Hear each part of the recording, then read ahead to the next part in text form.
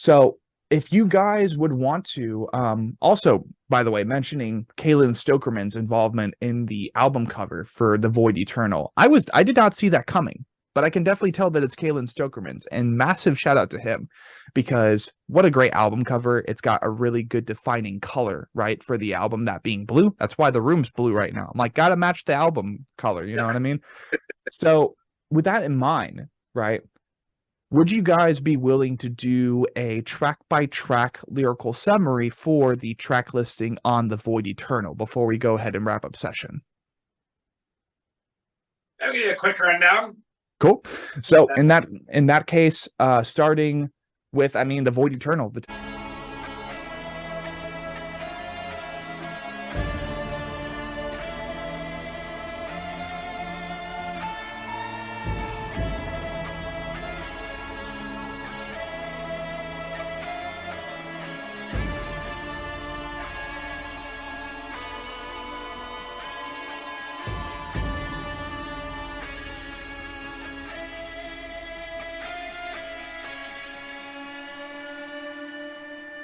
Title track, what ended up being the creative process behind like deciding this is the Void Eternal? Like, how did that go?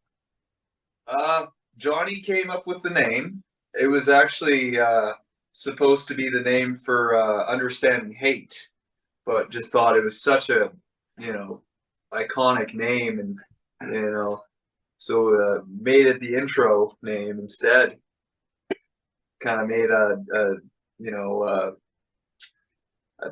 elemental kind of intro for it, and figured, if we're gonna stick with it album name, this would be the perfect song to make it now. So that's badass. And I guess it's been quite some time, and I'm noticing it's only 8 seconds, so I assume this is an intro. This is more like an instrumental or something, correct? Yeah. Cool. All right. So with that being said, was there a specific reason behind The Void Eternal being the album's name? Is there any like overlapping theme lyrically with this album that The Void Eternal ties to? It sounded cool. The album sounded cool. Right. Yeah, fair enough. Okay. Track 2, that being Apoplexy.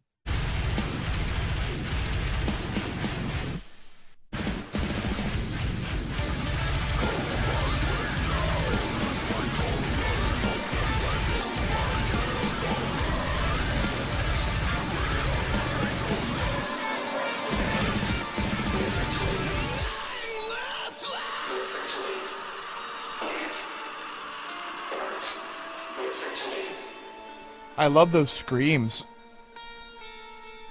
I think that adds more identity to it. What is this going? What is lyrically going on here?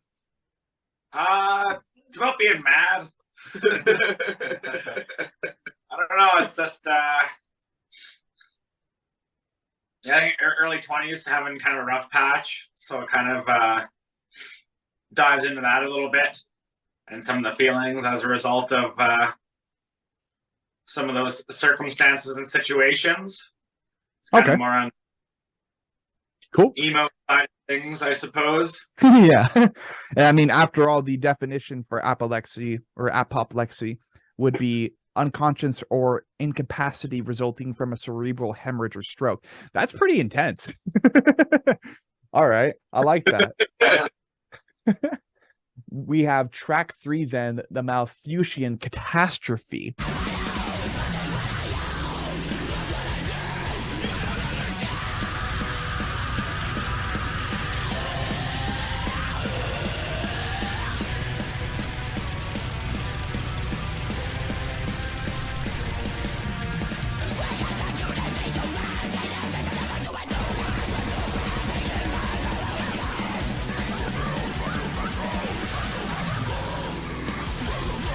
That's a big name. That's a big name. What's going on here? Yeah, it's so I don't know where I heard that, but I think I was getting lost in the internet, trying to find the end of the internet or something. I was pretty deep, but I stumbled upon this theorem made by this guy called Thomas Malthus back in the 1800s about how the world's population would essentially. Yeah, that one would grow, but we would run out of space, run out of resources to feed that population.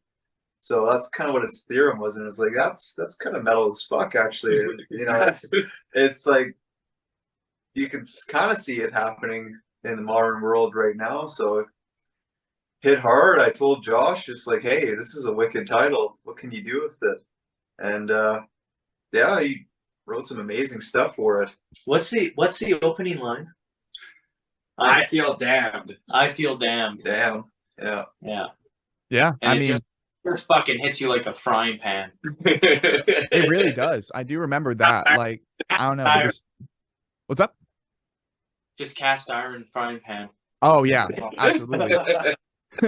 And I mean, like, especially like that's the reason I start with these albums. Like, I start my day with albums like this, people, and it's so fun. It helps wake me up a little bit and prepare me for the grueling 10-hour shifts that I do every weekday. Like, it's a great way to start the morning. And this was definitely one of those albums that, like, because I listen to albums every morning, it kind of gets lost in the sauce. It gets lost in the memory banks.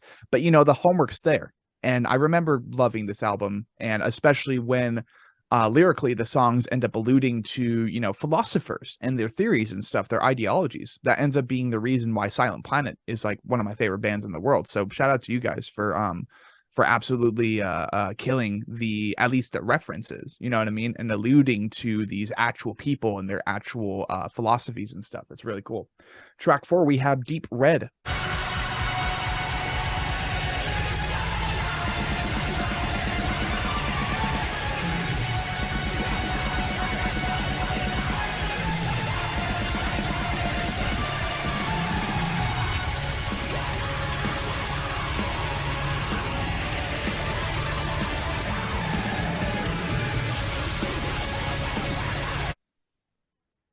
It's on a very similar note. It's more about the fishing industry and how abusive it is towards the oceans that we've got around. You know, so I grew up on the coast of BC, so seen a lot of you know, a lot of good out of the industries, but a lot of bad as well. So Deep Red is kind of a play on Deep Blue. Oh, I The like blue is that. red. Yeah, and I mean, after all, like when you think of incidents and stuff, right, with oil rigs or something, or just like chemical spill, sometimes the shores would wash deep red because of the oil. You know what I mean? So I mean that works pretty well as far as applying it to the cons of like major corporations and stuff, and what could be their intentional mishaps that complicate world progression as we understand it today. Track 5, we have Under the Weight of Apathy.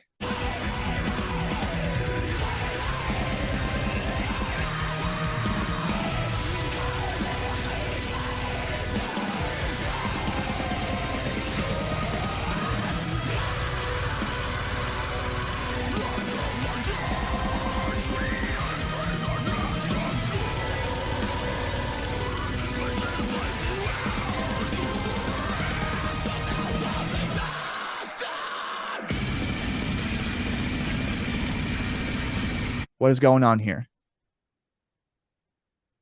That was the first song that we did together as a group. I think that was the song that I sent. I did kind of like a demo track, and I kind of just was like, let's write something kind of moody and depressing with like, there was no, like, because the Apoplex, all the other songs I feel like very personally like relate to, but this was a little bit more of like, let's just dream something up that's not, like, we'll fabricate something here. Yes. And then, so they heard it, and they obviously, like I said previously, didn't hate it that much. They gave it A for acceptable. And then I just stuck as one of the songs, and I was like, oh, these lyrics are actually, like, they're good. So it's very different for me to write something that I am not, you know, at all, like, it's not something like pertaining to a specific point of my life or a certain emotion or something I feel passionately about. Is very much just like, let's just throw some shit together and make it work. And it went really, really well. So fantastic, dude. Yeah. And you said that when it came to writing this track, this was the first track. This was like kind of the pitch, just like, hey, I am serious about being a vocalist and I would love to participate in your project. You said you ended up sending the demos for like the vocal work for this, right? Or did they send you the instrumentals, you put the vocals on, and then you sent it back? Yeah, that's what happened. So they sent me the tracks, the kind of a scratch track type thing. I believe there was like 4 at the start. I can't remember all the working titles and what ones it was, but Under the Weight of Apathy was the very first one. Like, what was the name of that? Was there Something awesome. Yeah, Something Awesome. Yeah, absolutely. No, that's really cool. And like to see, you know, that type of work, your debut efforts really with this band come into fruition and at least get, you know, placed halfway into the album. That's really cool. That's a good touch. That's the music video about as well. Oh shit. Okay. I mean, I gotta check that out then. Yeah. Yeah. Exciting to watch. Sweet. Then after that, we have track 6, Understanding Hate.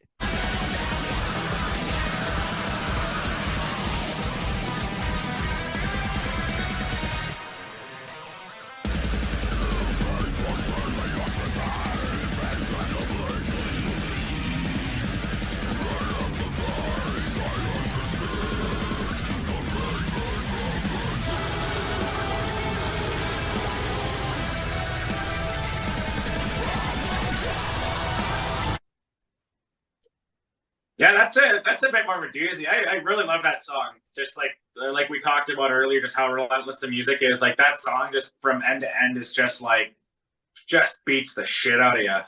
Like it's just 1, 2, 3, 4, and it's just you're gone for 4.5 minutes, however long it is. Right. That song is a little bit about. I got bullied a bit growing up, so it's a little bit of like empathizing with. Some people kind of standing up for themselves and understanding the hatred behind like prejudices and stuff, and like just kind of acknowledging that and, you know, just bringing awareness to it. That's very important because I mean, most of us here in session, you know, we were kind of oppressed for a little bit by people who just didn't understand what we were participating in. So that's always good. Track 7, we have Hunt.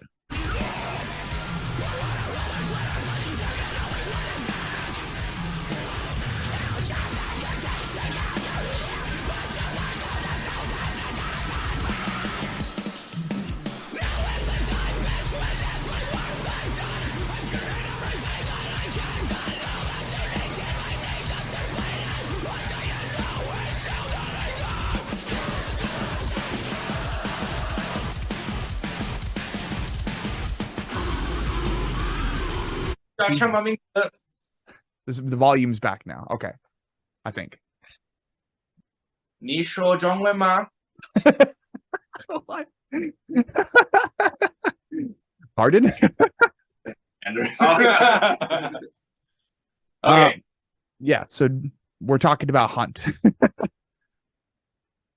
It was called Chonk because it's a chonky riff. Oh, okay.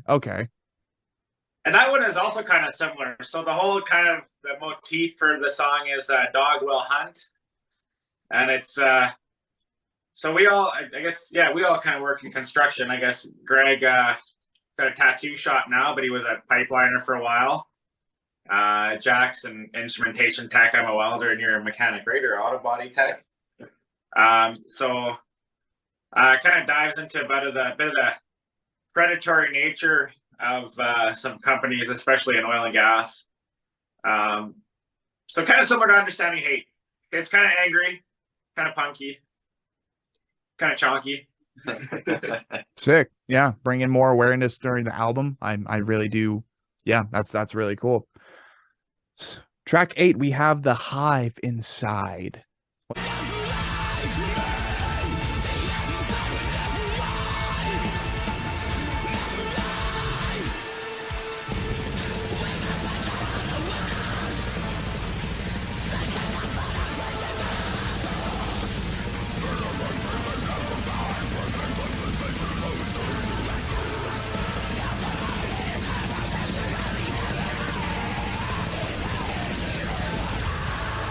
what's going on with this. This sounds like a horror movie pitch. Okay.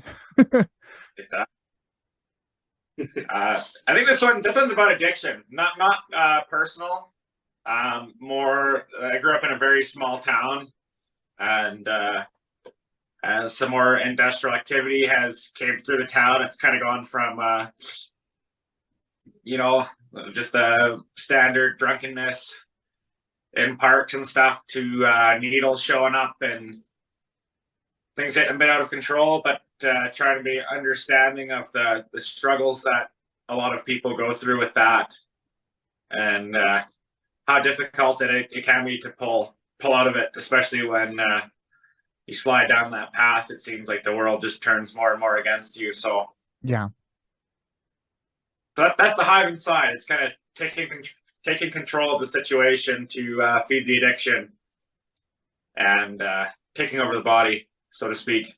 Right. Really haunting lyrically speaking, because that, like, with that context in mind, addiction is a terrible thing. I've known a couple people who have gotten addicted to certain substances out of just, like, I don't know, just depression and stuff. They're trying to look for an escape, and that's the only way they feel is the escape is just getting hooked to a substance and relying on that substance, looking for that band-aid, looking for that temporary solution. So it's definitely important to bring awareness to that. Track 9, to conclude the record, we have To Dance in the Den of the Snakes.